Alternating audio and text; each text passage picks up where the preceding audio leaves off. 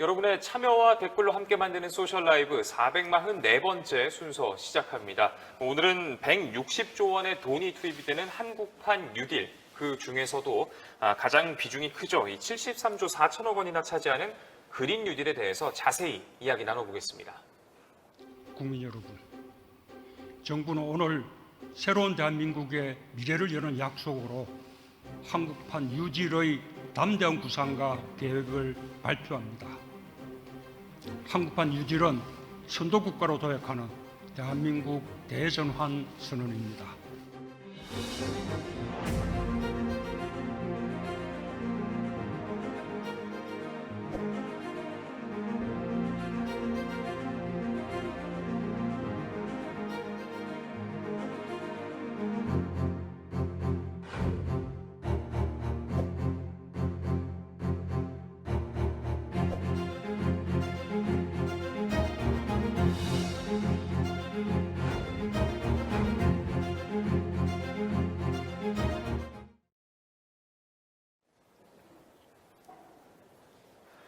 네, 막대한 자금이 투입되는 그린 뉴딜 정책, 화려한 프레젠테이션과 또 멋진 발표가 나왔었지만 세부적인 내용들에 대해선 여전히 많은 말들이 나오고 있는 그런 상황입니다.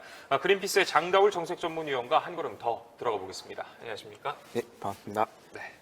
사실 이 원조 뉴딜 정책만 하더라도요, 이제 한 80년 정도가 된 굉장히 오래된 일이잖아요. 그런데다가 또 이제 그린 뉴딜이라는 화두가 우리나라에는 좀 여전히 생소한 감이 없잖아 있는데 어떤 배경에서 어떻게 나오게 된 건가요? 예, 그린 뉴딜이 다시 그린 뉴딜이라는 이름으로 등장하게 된 배경에는 기후변화의 위기가 정말 심각해지고 있다는 게 가장 큰 배경으로 들 수가 있습니다. 그래서 모두가 아시겠지만 지금 기후변화가 진행이 되면서 산업혁명 이전과 비교했을 때 지금 지구 평균 온도가 이미 1도 이상 상승한 상황이죠. 그래서 전 세계 과학자들이 모여서 2018년도에 결론을 냈는데 이번 세기 말까지 앞으로 한 0.5도, 즉 1.5도 정도로 상승폭을 막지 못하면 정말 완전한 재앙이 온다. 이거는 유엔 사무총장이 했던 표현인데요. 완전한 재앙이 올 정도로 지금 기후위기가 상당히 심각합니다.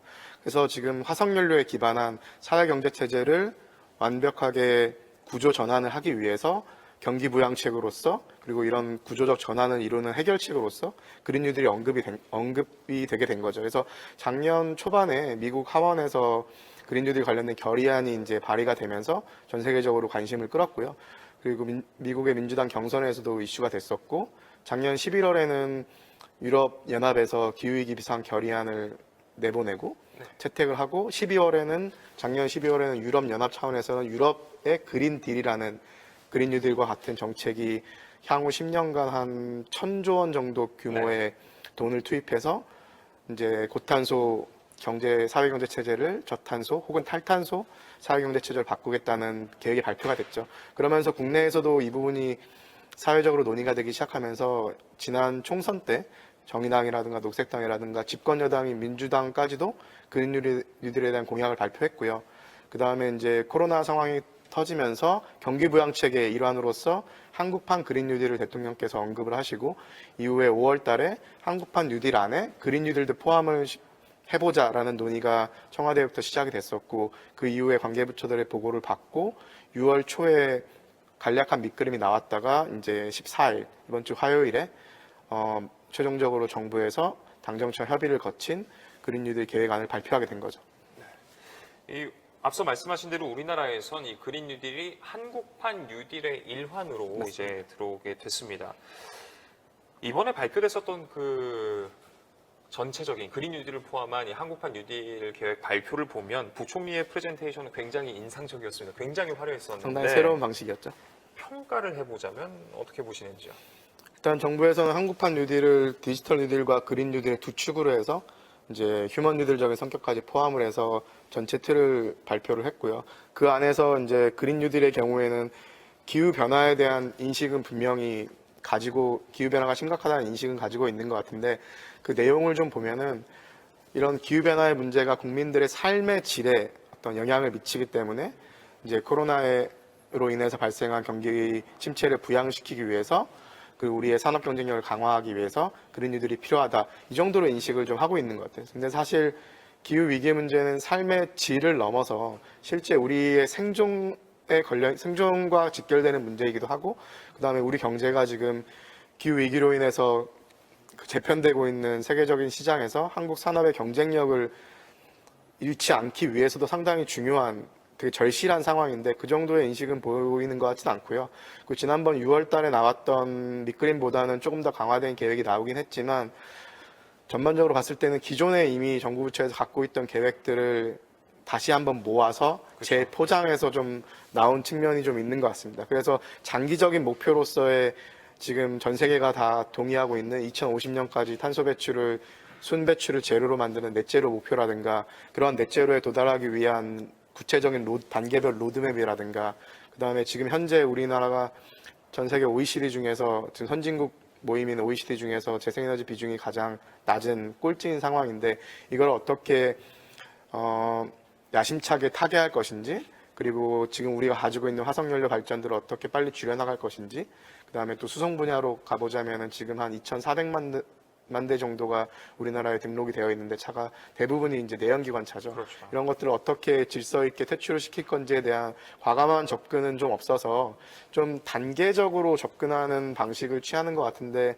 안타깝게도 지금 상황이 그런 단계적 접근으로 해결될 시기는 이미 많이 늦어버린 상황이어서 상당히 많이 아쉬움이 남고 그래서 저희도 좀 반쪽뿐인 뉴딜이라고 큰 틀에서 평가를 했었고요. 그 다음에 나름 한 2, 3개월 동안의 당정청이 협의를 해서 나온 계획이긴 하지만 기존에 있던 목표나 계획들에서 크게 달라지지 않았기 때문에 일각에서는 좀 그린 뉴딜이 아니라 게으른 뉴딜 아니냐 이런 평가도 좀 하고 있는 것 같습니다. 기존에 있었던 정책들이 다시 그냥 포장만 바뀌어서 좀 담긴 것도 있었다라는 말씀도 해주셨는데 그 부분에 대해서는 잠시 후에 보다 자세히 다뤄보도록 하겠습니다. 자, 이제 조금씩 구체적으로 살펴보겠습니다. 한국판 뉴딜의 큰 두 축이 이제 디지털 그리고 그린인데 투입되는 자금 규모를 놓고 보면은 그린이 73.4조, 디지털이 58.2조. 그린 뉴딜의 규모가 훨씬 큽니다. 어떤 전략들이 좀 담겨 있는 건가요? 지금 큰 틀에서는 한 세 가지 분야에 대해서 지금 그린 뉴딜이 추진이 되는데요. 첫 번째는 도시공간 생활 인프라를 녹색으로 전환을 시키겠다. 그 다음에 저탄소 분산형 재생에너지를 확산시키겠다. 그리고 녹색 산업 혁신 생태계 구축에 또 힘을 쓰겠다. 이런 큰 세 가지 분야에서 다양한 사업 과제들이 제시가 됐고요. 그 다음에 한국판 뉴딜 차원에서 10대 대표 과제를 정했는데 그 중에 그린 뉴딜에 포함된 거는 이제 쉽게 얘기하면 건물, 에너지, 수송 분야 이 세 가지가 대표 과제로 포함이 됐죠. 그래서 지금까지는 정부가 좀 그러니까 우리나라의 발전원을 좀 전환시키는 에너지 전환에 포커스를 뒀다고 하면은 사실 에너지 분야에서 건물이 차지하고 있는 비중도 상당히 크거든요. 그래서 건물의 에너지 효율이라든가 단열이라든가 여러 가지를 개선을 함으로 인해서 그린 리모델링을 하겠다는 축이 하나가 있고요. 그리고 전기차나 수소차를 중심으로 한 미래차에 대한 지원을 확대함으로 인해서 더 야심차게 늘려나가야겠다는 방향이 하나가 있고요.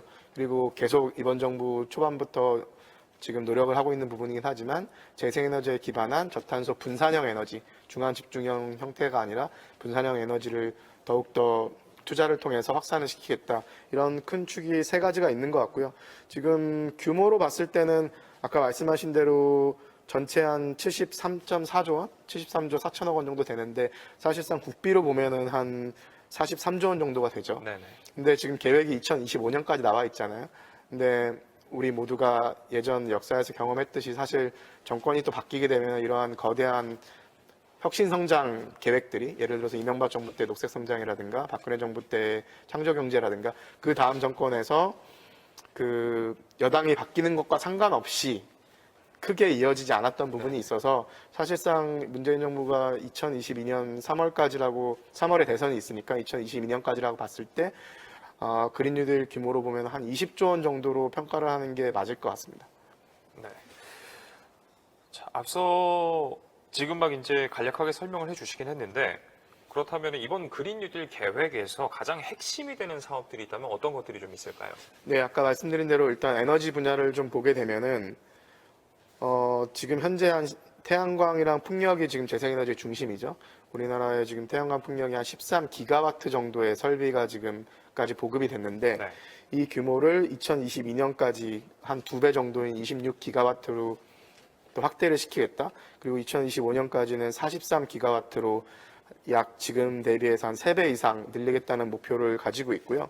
이를 위해서 이제 대규모 해상 풍력단지 개발을 위한 뭐 실증단지라든가 배후항만이라든가 이런 부분도 지금 사업에 좀 포함이 돼 있고요. 그 다음에 이제 공공시설, 노후화된 공공시설의 리모델링하는 예산이 지금 가장 크게 들어가 있죠. 예산 규모로 봤을 때는. 그래서 15년 이상 된 공공임대주택이라든가 이제 공공 건물들의 단열을 강화한다든가 재생에너지를 설치한다든가 해서 그린 리모델링 하겠다는 거와 신규로 짓게 되는 공공건축물의 단열이라든가 창호라든가 기밀이라든가 이런 뭐 에너지 모니터링 시스템이라든가 이런 것들을 집어넣어서 실제 제로 에너지 건물과 같은 성격들을 강화시키는 신규 건축물을 짓도록 하겠다는 게 또 한 축이 있고, 그리고 뭐 녹색금융 사업이라든가 아니면은 수송 같은 부분에서는 이제 아까 말씀드린 대로 전기차랑 그 수소차를 늘리는 사업들이 있는데요. 사실 지금 전기차 같은 경우에 국내 한 올 초까지 봤을 때 한 10만 대 정도가 보급이 돼 있거든요. 네네. 그래서 올해 보급 목표가 한 8만 대 정도 될 거고, 그러면은 18만 대 정도 되는 건데 한 43만 대까지 늘리겠다는 이번에 내용이 포함됐으니까 앞으로 2021년, 2022년 2년 동안에 한 20만 대 넘는 전기차의 보급이 확대가 돼야 되는 이제 계획이 포함이 된 거죠.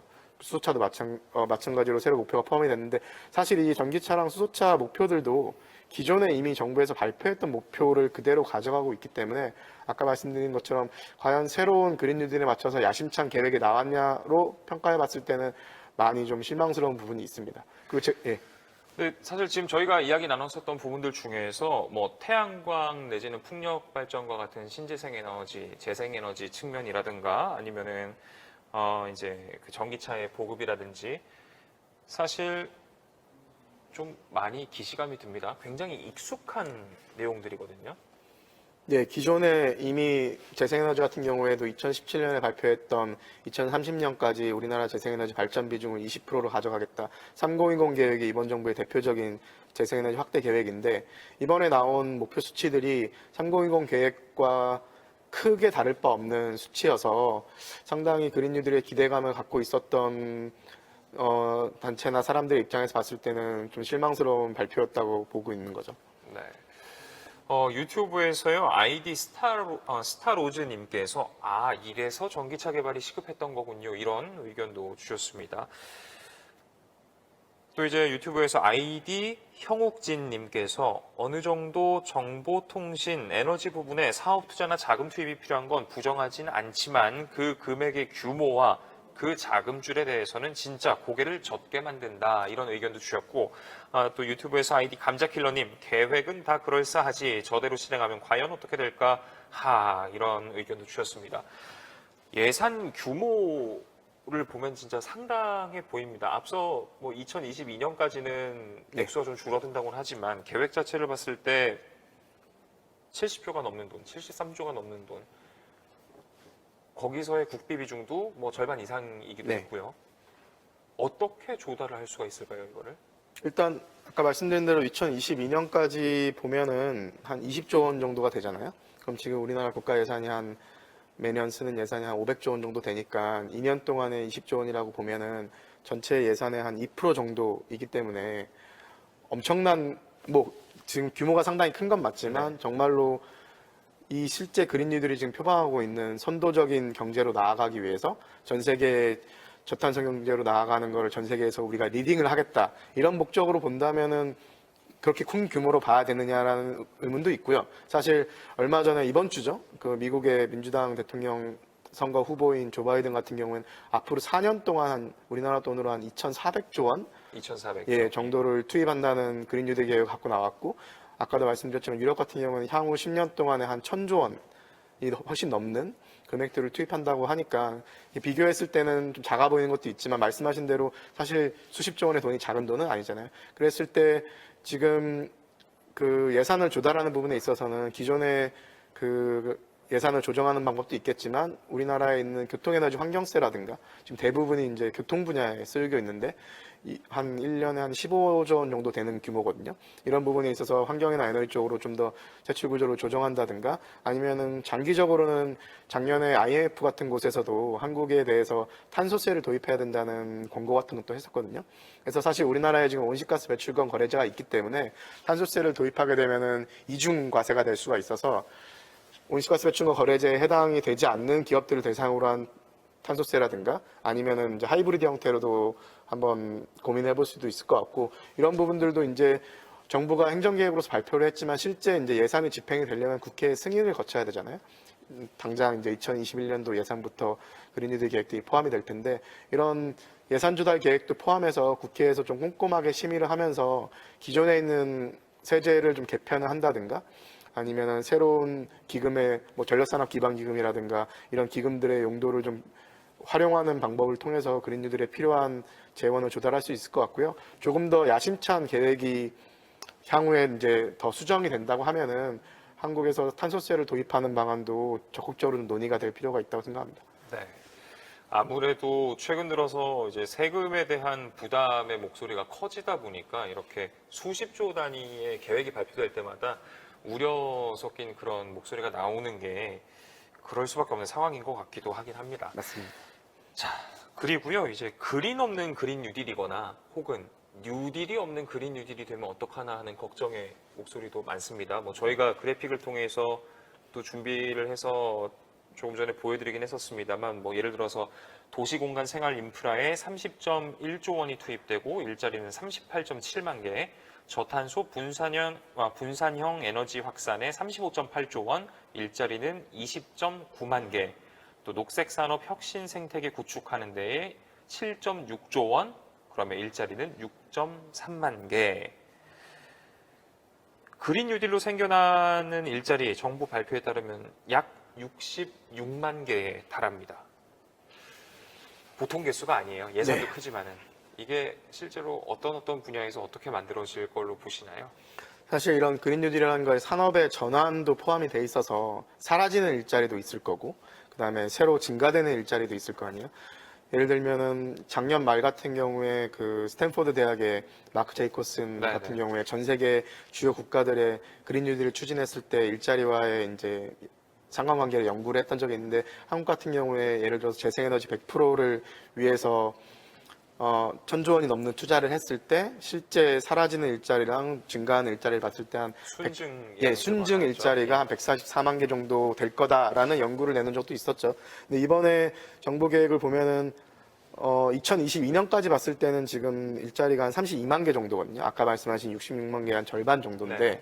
그 절반 중에서 가장 많은 36%가 아까 말씀드렸던 공공시설의 제로에너지 사업을 통해서 만들어지는 걸로 지금 포함이 되어 있습니다. 네네. 그래서 지금 15년 이상 된 공공임대주택이나 어린이집, 보건소, 의료기관 등에 이제 태양광도 설치하고 단열재도 개선을 하고 신규 건축물에도 다양한 에너지 효율 장비들도 집어넣고 이런 부분에서 일자리들이 나올 거라고 예측하고 있는 것 같고요. 그 다음에 이제 아까 말씀드렸던 전기차, 수소차 같은 분야에서도 이제 그 2022년까지 전기차 43만 대, 그 다음에 수소차 같은 경우에는 2022년까지 6만 7천 대 보급을 목표로 하고 있으니까요. 새로운 전기차나 수소차 시장에서 충전 인프라라든가 자동차의 생산이라든가 정비라든가 배터리 시장 쪽이라든가 이런 쪽에서 이제 일자리들이 창출되게 될 것 같습니다. 그리고 노후화된 내연기관 차들을 이제 정비를 하거나 조기 폐차를 시키거나 이제 저감 장치를 부착을 시키거나 이런 부분들도 지금 사업에 포함되어 있어서 정말 구체적인 계획들은 이제 예산안이 다시 한번 제출이 되면은 세부적으로 국회에서 또 따져봐야 될 부분이지만 일단 지금 계획상으로는 이런 공공에너지 건물, 수송 분야에서 많은 일자리들이 나올 것으로 정부가 예측을 하고 있는 것 같습니다. 그런데 앞서 말씀을 해주신 대로 이렇게 전환이 발생을 하게 되면 새롭게 생기는 일자리도 있지만 사라지게 되는 일자리도 불가피하게 발생을 하잖아요. 그렇다면 그린 뉴딜로 인해서 영향을 받는 기존의 일자리도 있다고 볼 수 있는 걸까요? 네. 사실 미국이나 유럽에서도 특히나 유럽에서는 기존의 이제 고탄소 산업들, 예를 들면 석탄화력 발전소라든가 아니면은 온실가스를 많이 배출하는 사업들의 규모가 이제 줄 수밖에 없잖아요. 네. 그 내연기관 쪽에도 아주 수많은 부품업체들이 있고 이게 전기차나 수차로 전환이 되면은 그 부분은 또 줄어들 때고 그래서 기존의 산업들이 위치해 있는 지역이라든가 기존의 산업에서 일하고 있는 노동자들의 입장에서는 위협으로 다가올 수가 있는 거죠. 그래서 이런 피해를 최소화하면서 아예 전환에 있어서 아무런 그 고통 없이 전환될 수 있다는 거는 저는 솔직하지 못한 접근이라고 보고요. 그래서 우리 사회가 감내해야 될 부분이지만 그거를 최소화하기 위해서 정의로운 전환이라는 컨셉을 이제 개념을 들고 나왔거든요. 유럽에서도. 네. 그래서 정의로운 전환에만 상당히 막대한 금액을 투입을 해서 기존에 이제 그런 고탄소 산업들이 위치한 지역 경제라든가 그다음에 거기에 일하는 노동자들의 새로운 재교육이라든가 새로운 산업으로 전환할 수 있도록 지원을 해주는 지원책들이 상당히 촘촘하게 준비가 되어 있습니다. 그래서 이번에 정부 발표에서도 그러한 공정한 전환에 대한 내용이 나오긴 했지만 구체적으로 지금 예를 들면 두산중공업이 위치한 창원이라든가 아니면 석탄화력 발전소들이 많이 위치해 있는 충청남도라든가 아니면은 지금 내연기관 차량 관련된 산업들이 위치해 있는 곳들, 뭐 울산이라든가 이런 부분에 있어서 어떤 지원들이 구체적으로 들어갈지에 대해서는 향후에 좀 더 자세히 밝히고 실제 피해가 있는 부분에 대해서는 인정을 하고 그럼에도 불구하고 장기적으로 더 많은 일자리가 만들어지고 우리 산업 경쟁력에도 더 장기적으로 크게 도움이 된다는 내용들을 가지고 설득을 해 나가면서 노동계라든가 산업계의 이야기도 잘 경청하면서 같이 좀 지혜를 모아 나가야 되지 않을까 싶습니다.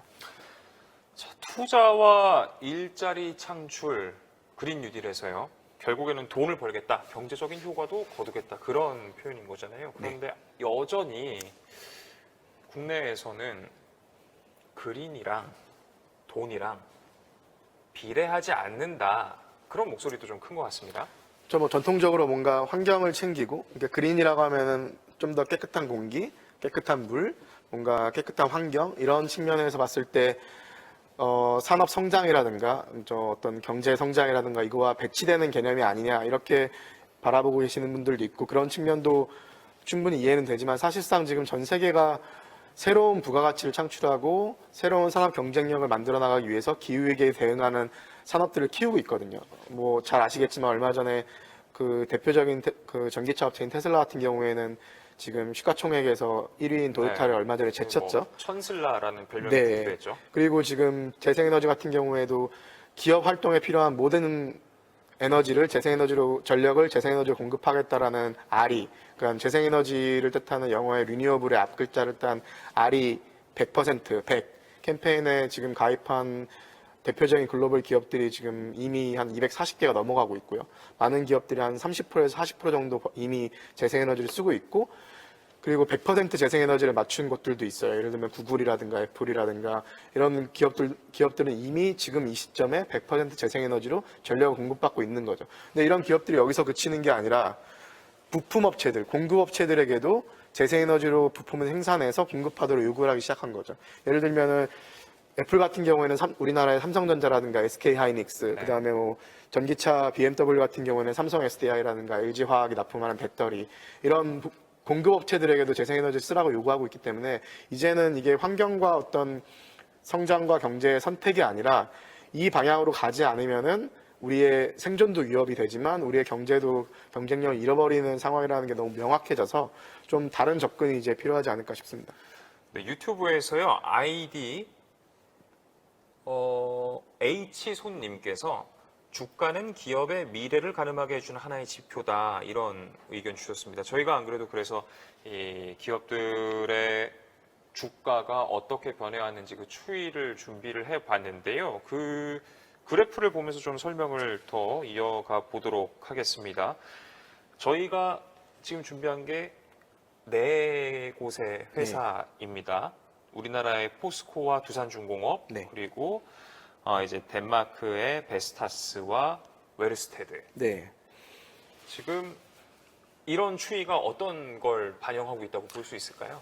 베스타스 같은 경우에는 풍력발전 쪽에서 거의 1위 업체라고 볼 수가 있죠. 1, 2위를 다투는 업체이고 이런 시장이 변화하는 거를 미리 캐치하고 미리 알고 적극적인 투자를 통해서 지금 전 세계 풍력발전을 리딩하고 있는 회사고요. 베스타스 같은 경우에는. 그리고 그 웰스테드 같은 경우에는 사실 이게 그 덴마크 석유 천연가스 회사였거든요. 원래. 그래서 원래는 화석연료인 석유와 천연가스를 주로 주 사업 분야를 하던 곳이었는데 그래서 DONG 동에너지라는 회사였어요. 데니시 오일 앤 내추럴 가스에서.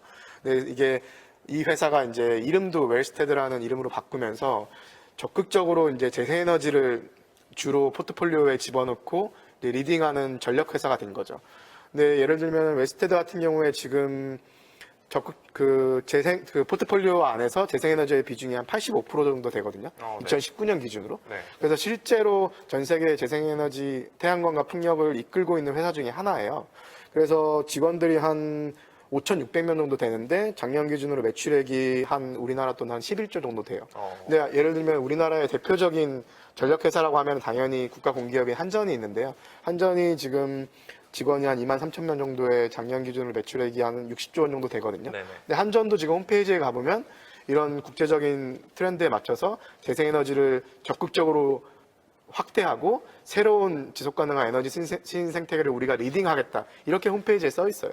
근데 사실상 한전은 지금 재생에너지 비중, 태양광과 풍력 비중이 그렇죠. 1%가 안 되거든요. 네네. 그러니까 1%가 안 되는데 리딩하고 있다는 거는 사실상 좀 그린워싱 측면이 있다고 보고요. 네. 실제 이렇게 빨리 변모한 회사들의 경우에는 실제 전 세계에서 재생에너지 사업을 리딩하고 있고 주가에서도 보는 것처럼 그로 인해서 시장에서의 평가도 미래 가치에 대한 평가도 상당히 올라가 있는 상황이죠. 그래서 이미 좀 많이 늦은 상황이지만 더 늦기 전에 우리도 이런 구조적인 체질을 전환하기 위해서 기존의 우리 경제의 자랑이었던 중공업이라든가 조선이라든가 철강이라든가 이런 그다음에 이제 화석연료 관련된 산업들로 인해서 우리 경제에 많은 도움도 줬고 일자리도 많이 창출하고 우리가 지금까지 경쟁력을 확보해 왔었는데 이제 실제로 변하고 있는 전 세계 시장의 흐름을 파악을 해서 빠르게 전환할 수 있도록 적극적인 구조적 전환에 나서야 되지 않을까 싶습니다. 참 이 웨르스테드의 이야기를 듣고 나니까 영국 BP 생각이 좀 나는 것 같습니다. 브리티시 페트롤인데 현재는 이제 슬로건이 비욘드 비욘드 페트롤. 페트롤이 예, 석유 시대를 됐잖아요. 넘어서 이제 예. 화석연료를 넘어서 뭐 이런 뜻으로 바꿨죠. 예. 근데 이렇게 풍력이나 새로운 것을 맞이하는 사례로 또 이제 해외 사례 하나를 꼽아주신 곳이 있는데 그 사례에 예. 대해서도 좀 설명을 해주시죠. 작년에 그 덴마크에 이제 해상풍력 사업을 보기 위해서 간 적이 있었는데 덴마크 유틀란드 반도 서남 쪽에 SBL이라는 작은 도시가 있습니다. 원래 어업을 중심으로 하는 도시였고 그 이후에는 80년대 후반부터는 석유와 천연가스 선박들을 제조하는 곳이었는데 2007년부터 해상풍력 사업의 전진기지로서 그 도시를 탈바꿈을 시킵니다. 네. 그래서 지금 현재 해상풍력을 바다에 설치하기 위해서 여러 곳 공장에서 만든 부품들을 배후항만이라고 불리는 항구에 모아놓고 조립을 한 다음에 이제 바다로 끌고 나와서 설치를 해야 되거든요. 이건 해상풍력의 배후항만 기지가 필요한 거죠.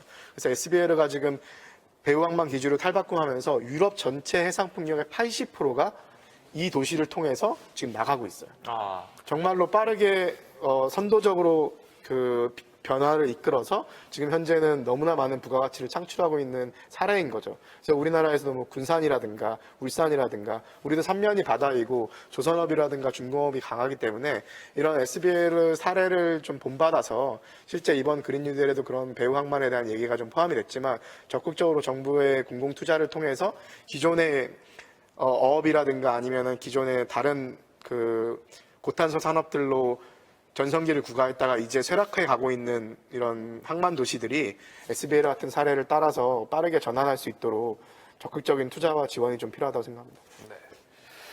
아, 또 이제 이런 그린과 돈은 비례하지 않는다란 목소리에 힘을 실어준 게 어떻게 보면 제 기억에는 정부의 영향도 있긴 합니다.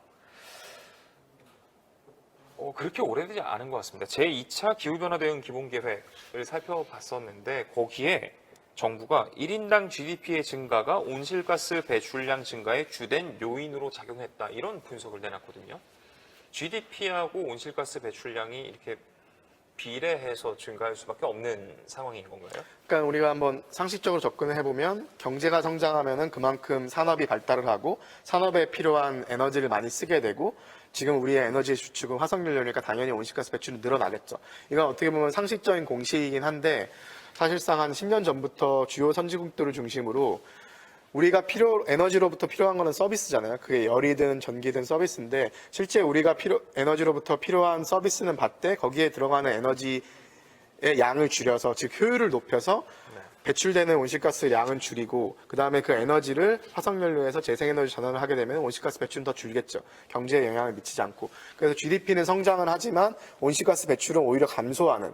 그래서 커플로 같이 다니다가 서로 헤어지게 되기 때문에 이걸 디커플링이라고 하죠. 네네. 이런 디커플링 현상들이 뭐 덴마크라든가 뭐 영국이라든가 독일이라든가 스웨덴이라든가 주요 유럽 국가들 중심으로 이미 나타나고 있고요. 한국은 여전히 온실가스 증가율 같은 경우에도 온실가스 배출 증가율도 OECD에서 거의 1위를 하고 있고 아직까지는 디커플링이 전혀 나타나고 있지 않아서 많은 시민분들이 그런 인식을 가지는 건 당연한 상황인데요. 이제는 앞서 나간 국가들에서 배우면서 에너지 효율을 높이고 에너지원을 전환을 시켜서 우리도 디커플링 하면서 경제도 발전시킬 수 있는 방향으로 가야 된다고 생각합니다. 예.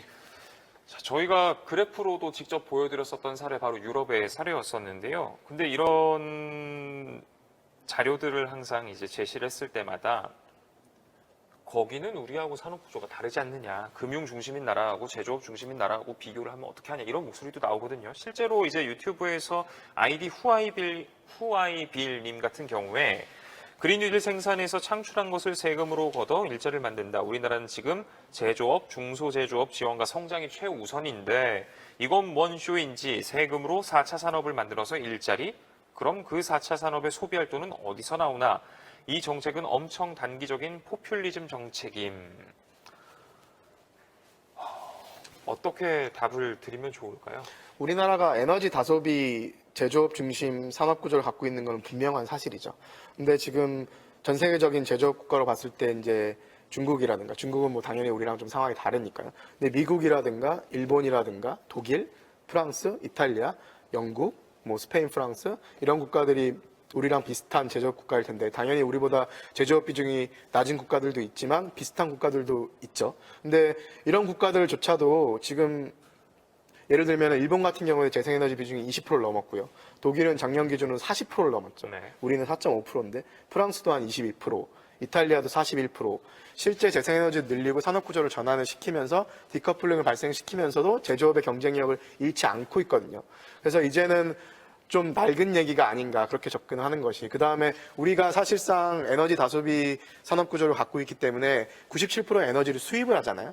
근데 지금 재생에너지 중심으로 한 그린뉴딜을 통해서 산업구조 전환을 이룩하게 되면은 실제 그 에너지 수입 비용도 상당히 절감이 되고요.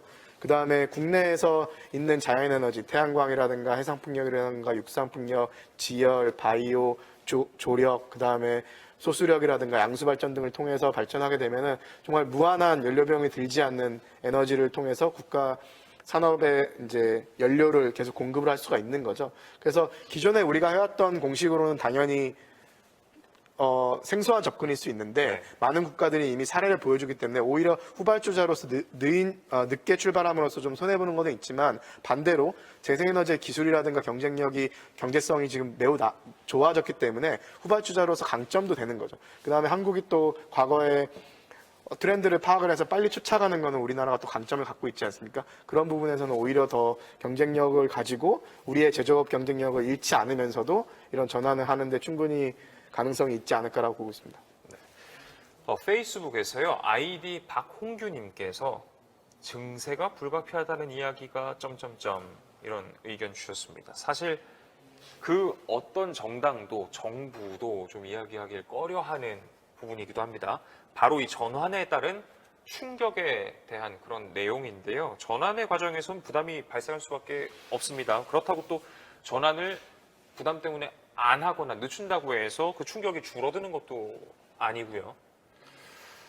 이게 참 항상 전환을 이야기할 때 희망적인 부분, 이렇게 안 하면 큰일 납니다라는 부분만 부각이 됐었는데 우리가 견뎌야 되는 충격이라든지 그런 게 있다면 어떻게 설명을 할 수 있을까요? 국민들께 체감이 되는 이슈로 좀 설명을 해보자면 사실상 지금 이 정부가 에너지 전환을 추진하면서 지속적으로 또 비판의 혹은 공격의 대상이 됐던 것이 에너지 전환을 추진하면서 전기요금은 많이 오르지 않을 것이다.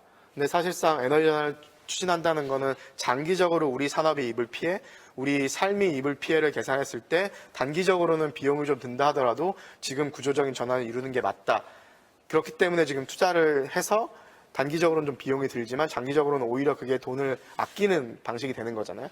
그랬을 때 지금 전기요금 같은 경우에 지금 우리나라 가정에서 한 지금 월 한 2만 5천 원 정도가 평균적으로 내고 있습니다. 근데 가정은 지금 누진제를 적용받고 있기 때문에 사실상 공정성 측면이라든가 이런 산업용 전기요금이라든가 일반용 전기요금이랑 비교했을 때는 공정성 측면에서 가정이 누진제를 적용받고 있는 특수성은 고려해야 된다고 생각을 합니다. 그럼에도 불구하고 우리나라 전반적으로 산업용 일반용, 가정용 전기요금이 지금과 같이 낮은 수준에서 유지가 되면은 지금 당장은 좋을지 몰라도 앞으로 오히려 더 큰 피해를 받을 수가 있기 때문에 네.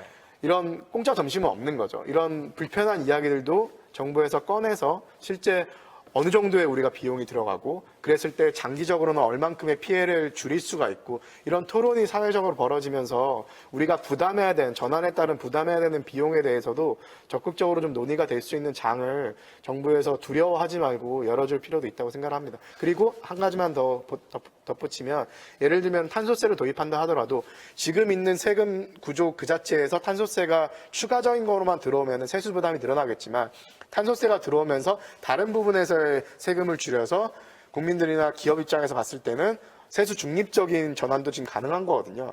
에너지, 교통, 환경세 세출 조정한다든지 탄소세를 도입하면서 지금 배출권 거래제와의 하이브리드를 통해서 아니면 기업 법인세라든가 다른 부분을 좀 조정을 해서 실제 온실가스 배출을 좀 줄이면서 기업이나 가정의 추가적인 부담이 너무 크지 않도록 조정하는 방법도 가능하니까 이게 순증으로 부담으로만 작용될 것이다라는 접근보다는 솔직하게 어떤 시나리오들이 있는지를 검토를 하면서 사회적인 논의를 해 나가는 것이 필요하다고 봅니다.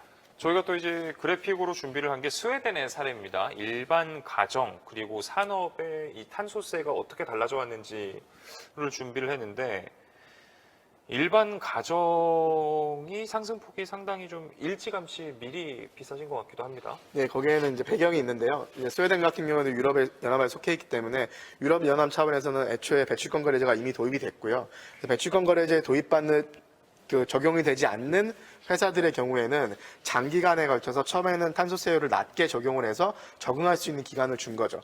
근데 산업 경쟁력을 위해서 그 부분은 기업에는 그런 어떻게 보면 혜택을 주고 초반에 가정이 많이 부담했지만 장기적으로 보면은 지금 세율이 거의 같아졌지 않습니까? 네네. 이제는 동일하게 부담을 하는 단계적인 접근을 스웨덴은 했었고 이를 통해서 GDP도 증가를 시키면서 온실가스 배출을 줄이는 완벽한 디커플링을 이루어낸 거죠. 그래서 이런 접근이 가능하지만 안타까운 거는 다시 말씀드리자면 우리는 지금 시간이 얼마 남지 않아서 스웨덴처럼 20년에 걸쳐서 이런 실험들을 할 수는 없지만 어떤 방식이 한국적 상황에서 가장 현명하면서도 우리가 기후 위기를 대응할 수 있는 방식일지에 대해서는 좀 광범위한 사회적인 논의를 통해서 정해야 된다고 봅니다. 정말 이게 스웨덴 같은 경우에는 장기간에 걸친 정책이었던 것 같습니다. 이 그래프의 첫 해가 1991년이고 네. 현재가 2020년이니까 20년이 아니라 거의 30년인 그러네요. 셈이죠. 예. 자, 이번에 우리 정부가 그린 뉴딜을 발표하고 나서 위원님이 속하신 그린피스뿐 아니라 시민사회 곳곳에서 좀 비판의 목소리가 많이 나오기도 했습니다. 또 이제 네티즌 분들께서도 유저분들께서도 유튜브에서 아이디 펭귄 키우고 싶다님 탈탄소를 주장하기엔 아직 너무 이른 것 아닙니까? 시급한 문제긴 합니다만 아직 탈탄소를 하고도 버틸 수준의 기술 개발이 이루어지지 않은 것 같은데요. 또 페이스북에서 아이디 서유경님 왜 우리나라 정치인들은 유독 생태 환경 감수성이 떨어지는 걸까요? 더 이상 보존과 생존의 문제인데 왜 자꾸 개발하고 그린벨트를 해제하고 기후위기가 얼마나 심각한지 모르고 느긋하게 보는지 모르겠습니다. 지속가능 개발이 아니라 지속가능한 생존의 문제인데 왜 탄소 배출 제로로 안 만들려는 걸까요?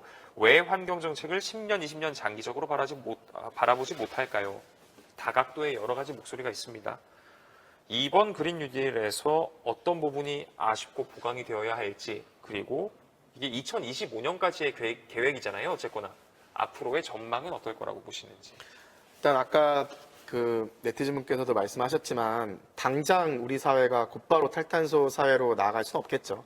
그래서 사실 시민사회나 국제사회에서 요구하는 것도 2050년까지는 탈탄소 사회로 나아가야 된다. 그러면 우리에게 30년의 시간이 남아 있는 거죠. 다만 2050년까지 탄소 순 배출 제로로 나아가기 위해서는 향후 10년 안에 현재 온실가스 배출을 약 50% 이상 줄여야 되는 큰 과제도 사실 있죠. 거의 매년 한 7.6%씩 온실가스 감축을 해야 되는 거죠. 근데 이 기후위기라는 거는 과학적인 분석의 결과로 지금 임계점이 제시가 된 거기 때문에 사실상 10년 내로 온실가스 배출을 절반으로 줄이지 못하면 1.5도를 우리가 맞출 수가 없는 거죠. 그래서 기후위기 상황은 지금 어떤 협상의 대상은 아니어서 현실도 중요하지만 또 우리가 과학적인 사실을 봤을 때는 맞춰야 되는 목표는 분명히 존재를 하고요. 그랬을 때 지금 향후 10년을 우리가 어떻게 활용할 것인지 그리고 장기적으로 30년을 우리가 어떻게 전환을 이룩할 것인지에 대한 로드맵이 좀 나와야 된다고 생각을 합니다. 이런 부분이 이번 그린 뉴딜에 좀 빠져 있어서 좀 아쉽고요. 많이 아쉽고요. 다만 올해 말까지 우리나라가 그 유엔 기후변화 협약에 장기 저탄소 발전 전략, LEDS. 2050년까지 장기 저탄소 발전 전략을 제출을 해야 돼서 올해 하반기에 이런 논의가 사회적으로 많이 활발하게 일어날 겁니다. 그래서 지금 국회에도 그 6월 달에 지금 민주당에서 김성환 의원이 발의한 한 100명이 넘는 의원들이 같이 공동 발의한 기후위기 비상 결의안이 하나가 있고 민주당에서 또 한정희 의원이 발의한 결의안이 있고 정의당에서 강은미 의원이 발의한 기후위기 비상선언 결의안이 있습니다. 그래서 국회에서 지금 여야를 넘어서 기후위기 비상 결의안이 발의가 됐는데 여기에 중요한 내용 중에 하나가 국회 차원에서 기후위기 대응 특별위원회를 설치를 해야 된다. 그래서 이제 정부에서는 그린 뉴딜 계획이 발표가 됐으니 이제는 국회의 시간이라고 봅니다. 실제 국회에서 4월 달에 총선을 통해서 유권자들의 선택을 받았으니까 집권 여당은 집권 여당대로, 야당은 야당대로 유권자들의 선택에 따라서 지금 시민들이 요구하고 있는 기후위기 대응에 있어서 어떻게 대응할 건지에 대한 각 당의 입장들을 내놔야 될 거고요. 그다음에 본회의에서 결의안을 통과를 시켜서 국회 기후위기 대응 특별위원회가 설치가 되면 국회를 중심으로 내년 예산안부터 시작해서 이 지금 나온 그린 뉴딜이 아까 나온 의견대로 우리에게 너무 이른 급격한 계획인 건지 아니면은 우리가 실제로 해야 되는 전환에 너무 못 미치는 부족한 계획인 건지를 토론을 통해서 국회 차원에서 강화시키거나 조정하는 그런 논의가 하반기에 이루어져야 될 거라고 보고요. 거기서 또 중요한 것이 시민들이 지속적으로 관심을 가지고 시민사회뿐만 아니라 다양한 이해관계자들이 참여하는 논의가 만들어질 수 있도록 지속적으로 우리의 대변인인 국회의원들에게 요구를 해야 된다고 생각합니다. 네. 이제는 공이 정계로 넘어갔다, 국회로 넘어갔다 이렇게 말씀을 해주셨는데 국회의 다음 시간입니다. 주에 그렇다면은 현역 의원께 이에 대한 질문을 드릴 수 있는 시간을 가져보도록 하겠습니다. 현재 시각 오후 9시 29분을 지나고 있습니다. 여러분의 참여와 댓글로 함께 만드는 소셜 라이브 이제 마무리할 시간인데요. 한국판 뉴딜 그중에서 가장 큰 투자 규모, 투자 비중을 차지하는 그린 뉴딜에 대해서 살펴봤습니다. 사실 앞으로 갈 길이 한창 먼 그런 뉴딜 계획입니다. 그렇다 보니까 시민사회뿐만 아니라 저희 언론이 계속해서 지켜보면서 바른 길로 가고 있는지 관심 갖고 주목을 해야겠지요. 앞으로도 관심 갖고 계속해서 지켜봐 주시면 좋을 것 같습니다. 자, 지금까지 이 한국판 뉴딜 그중에서도 그린 뉴딜에 대해서 그린피스의 장다울 전문위원과 함께 이야기 나눠봤습니다. 이것으로 오늘 소셜 라이브 444번째 순서 마무리를 하도록 하겠습니다. 시청해주신 여러분 고맙습니다.